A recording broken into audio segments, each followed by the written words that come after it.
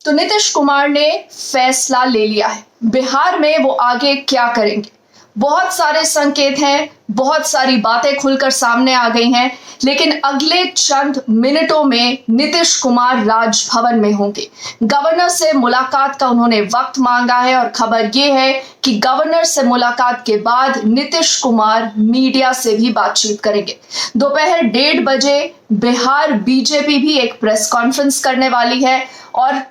अब ये बिल्कुल साफ है कि बिहार की राजनीति करवट ले चुकी है। नीतीश कुमार का अगला कदम क्या होगा, औपचारिक तौर पर इसका ऐलान कुछ देर में होगा, लेकिन सुबह से लेकर अभी तक बिहार में क्या क्या हुआ आपको सबसे पहले वो बातें बताते हैं। देखिए, आरजेडी और जेडीयू दोनों ने अपने अपने विधायकों की मीटिंग्स ली हैं और इन मीटिंग में जेडीयू की तरफ से सूत्रों के मुताबिक, मैं बार बार ये बात दोहरा रही हूं कि ये सूत्रों के मुताबिक खबरें आ रही हैं कि ऐसे 6 विधायक हैं जेडीयू के जिन्होंने यहां पर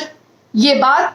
सामने रखी है कि उनको 6 करोड़ का ऑफर दिया गया। 6 करोड़ का ऑफर, मंत्री पद का ऑफर जेडीयू से अलग होने के लिए। साथ ही साथ आपने देखा है कि जेडीयू लगातार बीते कुछ दिनों से सिर्फ इशारों में नहीं, अब तो एकदम सीधा सीधा डायरेक्टली ये कह रही है कि नीतीश कुमार की सरकार को गिराने का षड्यंत्र था।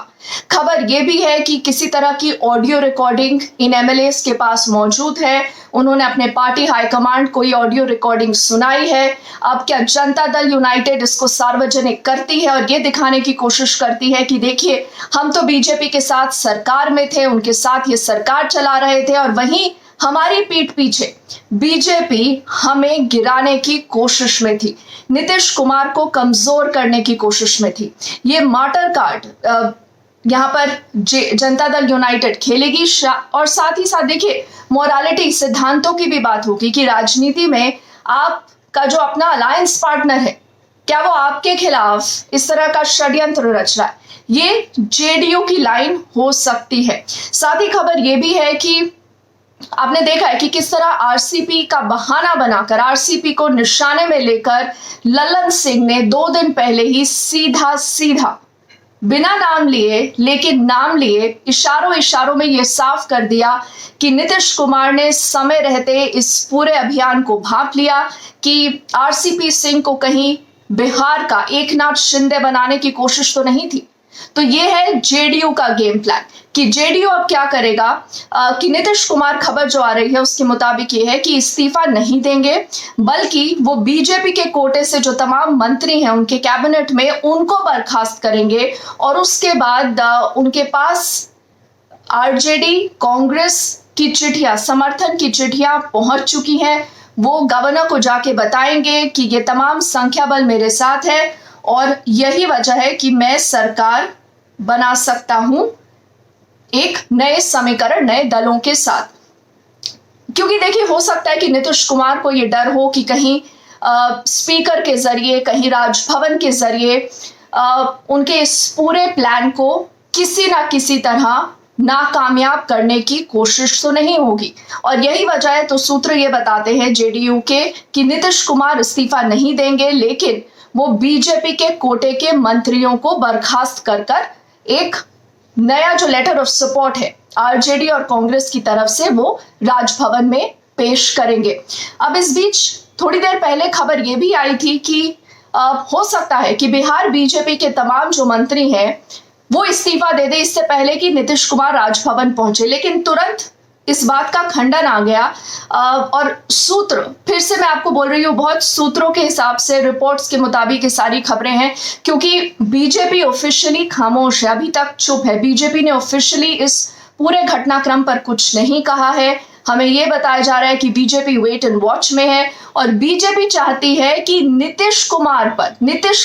पर यह रिस्पॉन्सिबिलिटी डाली जाए कि नीतीश कुमार की वजह से बिहार में ये सरकार टूटी और नीतीश कुमार को कटघरे में खड़ा करने की कोशिश यहां पर बीजेपी कर सकती है और यही वजह है कि उनके मंत्रियों को साफ तौर पे बोला गया है कि आप इस्तीफा नहीं देंगे, आप इंतजार करेंगे कि नीतीश कुमार का अगला कदम क्या होता है।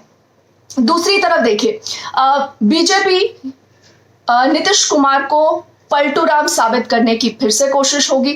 क्योंकि बीजेपी ये कहेगी कि देखिए हमारे साथ मैंडेट था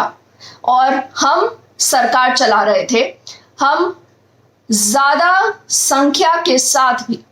ज्यादा संख्या बल के बावजूद हमने नीतीश कुमार को सिद्धांतों की वजह से, अपने प्रिंसिपल्स की वजह से, अपने प्रॉमिस की वजह से मुख्यमंत्री बनाए रखा, लेकिन नीतीश कुमार ने हमें धोखा दे दिया। तो अब बीजेपी भी माटा कार्ड खेल सकती है। वो जनता में अब ये दिखाने की कोशिश करेगी कि देखिए नीतीश कुमार पर भरोसा नहीं किया जा सकता और नीतीश कुमार बार बार पलटी मारते हैं, कभी इधर कभी उधर, उनके अपने ना कोई सिद्धांत है ना अपनी आइडियोलॉजी है और उन्होंने हमारी